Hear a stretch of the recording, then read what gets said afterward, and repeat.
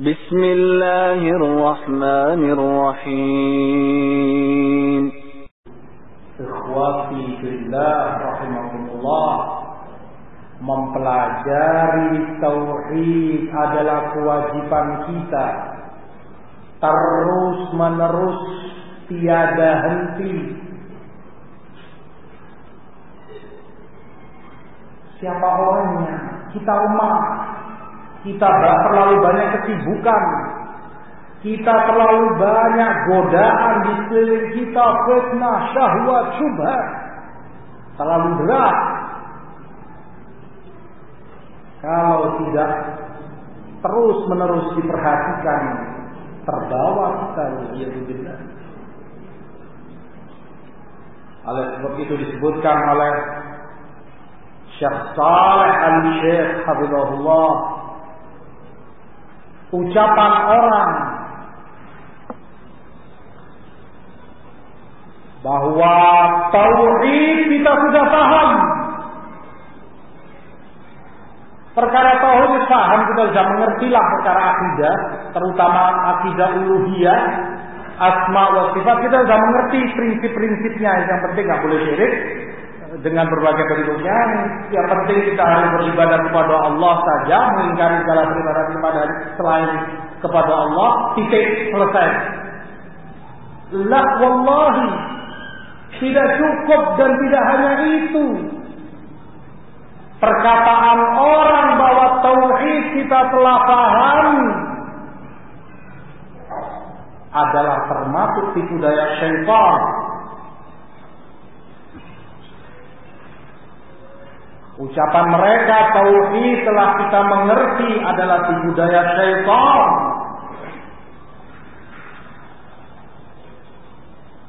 Disebutkan bahwa Al-Imam Muhammad Ibn Sulaiman At-Tamimi rahimahullah, penulis kitab Tauhid, Thalathatul Usul, Kashfus Syubhat dan yang lain, suatu ketika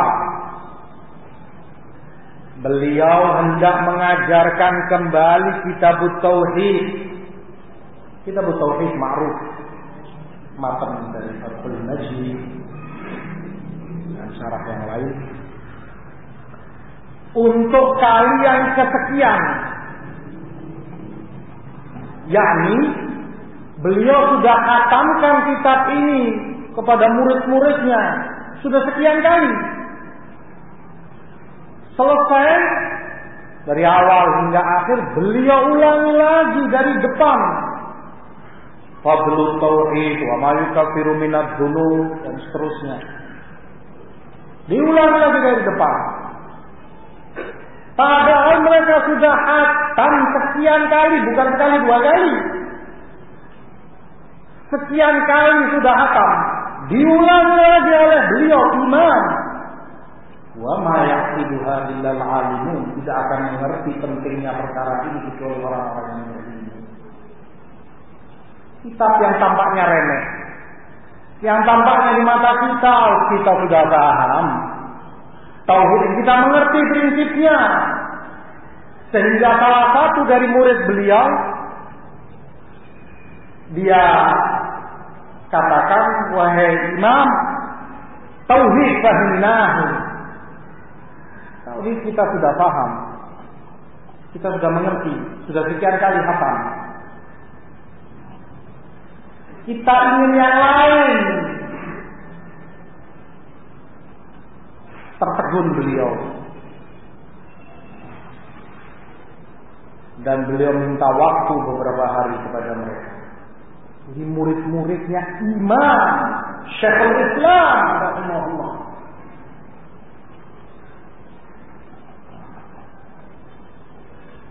Murid yang langsung duduk di hadapan beliau, mendengar tauhid, mendengar penjelasan kitab tauhid langsung dari lisan beliau. Setelah beberapa hari, beliau duduk di tempat majelisnya seperti sedia kala. Beliau sampaikan kepada mereka bahwa di desa beliau, Dir'iyah, terdengar berita, ini muridnya pada duduk, pada dengar bahwa ada orang yang menyembelih kambing. Ketika dia bangun rumah, ini untuk keselamatan atau supaya tidak diganggu oleh jin-jin jahat, dia sembelih binatang untuknya. Syirik penyembelihan itu selain Allah.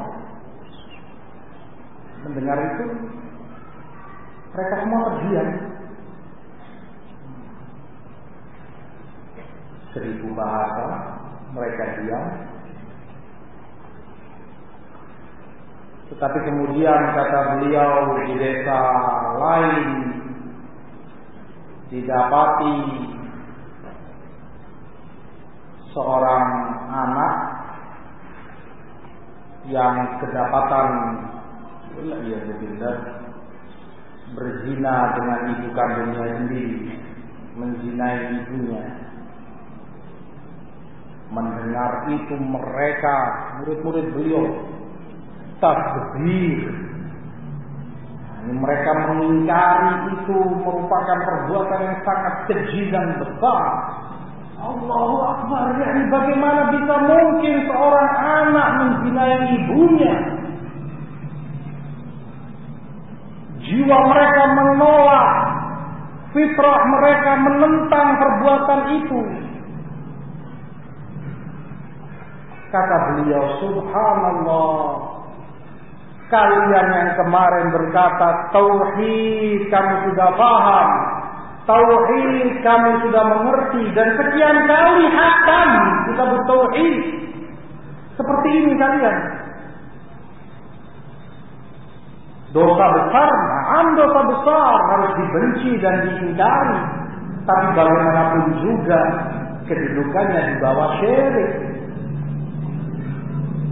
Kemusyrikan jauh lebih keji. Syirik jauh lebih besar dosanya. Ketika kalian dengarkan kemusyrikan, kalian diam. Tidak ada pengingkaran, tidak ada fitrah yang menentang. Tetapi ketika kabair, dosa besar yang kalian dengar, kalian takbir dan segera kalian respek pengingkaran, reaksi kalian mengingkari semua itu. Mana nilai tauhid? Seakan dosa besar itu bagi kalian lebih berbahaya daripada syirik billah. Serendah itukah nilai kesyirikan bagi kalian? Teremeh itukah seakan lebih berbahaya dosa besar zina? Mana yang kalian katakan tauhid kami sudah paham, tauhid kami sudah mengerti? Fala haula wala quwwata illa billah. Oleh sebab itu kata Syekh Shalih hafizahullah, ucapan orang tauhid kami pahami tipu daya syaitan. Beliau tidak pernah henti dari pengajian kitab tauhid. Demikian pula para a'immah, para ulama setelahnya, termasuk para ulama tauhid Najd, tidak pernah berhenti. Salah satunya adalah Syekh dari Syekh Shalih Al-Syekh, yang ketika sama untuk kesekian kalinya beliau ulangi syarah kitab tauhid. Salah seorang muridnya mengatakan, ya Syekh, kitab tauhid kami sudah mengerti, lewat sudah. Ini tinggalkan kajian lain. Ditendang oleh Syekh itu dan marah besar beliau. Demikian pula Syekhul Islam Abdul Aziz Ibn Baz rahimahullah tidak pernah berhenti dari Fathul Majid sepanjang hidup beliau.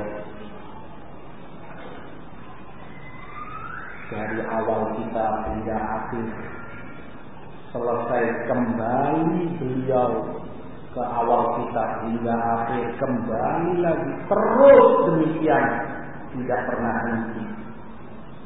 Karena lemahnya jiwa, lemahnya kita, lemahnya qalbu, rentan, banyak godaan di luar, banyak fitnah, banyak syahwat, banyak syubhat. Kalau tidak terus menerus diperhatikan, kalau tidak terus menerus dirawat, terancam kesuburan iman kita, terancam kesuburan tauhid kita di dalam hati. Bismillahirrahmanirrahim. Oleh sebab itu pula kemudian Rasulullah Sallallahu Alaihi Wasallam sangat mementingkan ini dari awal risalah, dari awal kenabian beliau Sallallahu Alaihi Wasallam. Belasan tahun, 14 tahun di Mekah, beliau terus berdakwah kepada tauhid. Seperti kata Aisyah radhiyallahu taala anha, kalau awal Islam datang tiba-tiba menyatakan haram khamr, haram zina, haram mencuri, mereka orang-orang Arab akan menyatakan, demi Allah saya tidak akan meninggalkan khamr, demi Allah tidak akan meninggalkan zina. Karena itu mereka senangi dan biasa mereka lakukan. Tetapi ditanamkan tauhid ini kepada kalbu mereka, sehingga tercongkel semua syubhat kemusyrikan, tertanam di dalam kalbu mereka tauhid yang suci dan murni. Begitu tertanam, syariat turun. Orangnya telah paham konsekuensi daripada tauhid, dengan mudah diharamkan khamr, diharamkan judi, diharamkan zina, ini itu, diperintah sholat, diperintah ini, perintah jihad sekalipun, mereka sami'na wa ata'na, siap. Sebagai dasar dan fondasi telah tertanam kokoh dalam kalbunya tauhid. Sangatlah penting, nyawa bagi kehidupan kita.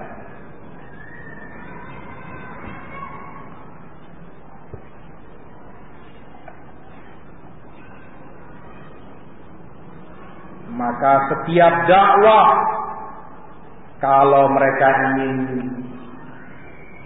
dakwahnya berhasil, dakwahnya jaya, maka hendaklah mementingkan tauhid, memfokuskan dan terus-menerus mengajarkan tauhid kepada umatnya, sebagaimana para nabi dan para rasul berdakwah kepada umatnya. Ma lakum min ilahin ghairu, kenapa kalian enggan atau kenapa kalian beribadah kepada sesembahan lain selain Allah?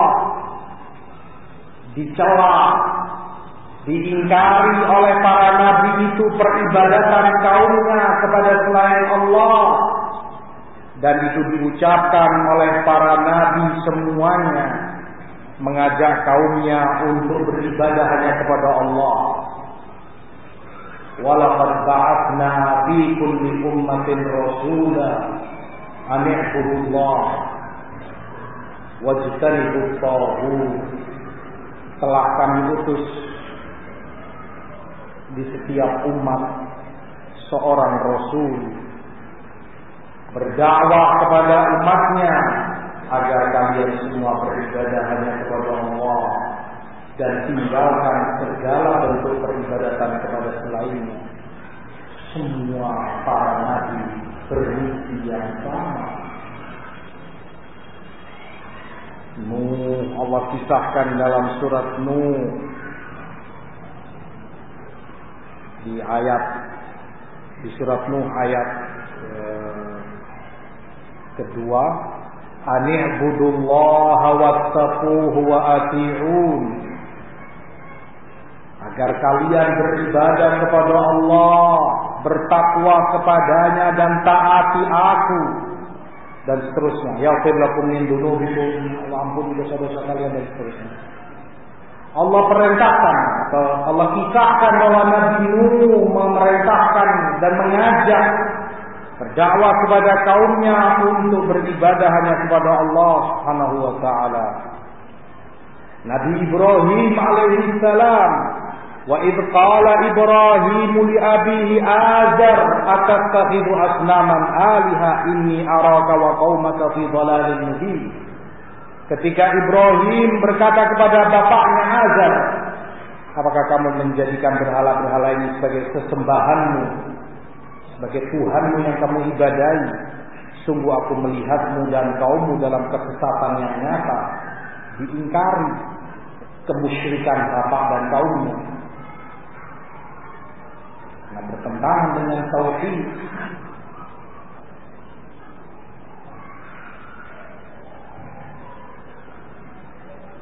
Sampai Allah katakan, ya qaumi inni bari'um mimma tusyrikun. Nabi Ibrahim, wahai kaumku, aku berlepas diri, aku benci, aku musuh dari segala yang kalian sekutukan Allah dengannya. Demikian dalam surat Al-An'am 74 dan selanjutnya. Demikian pula Allah kisahkan tentang nabinya di dalam surat Maryam, juga di beberapa surat yang lain, di surat Al-Baqarah.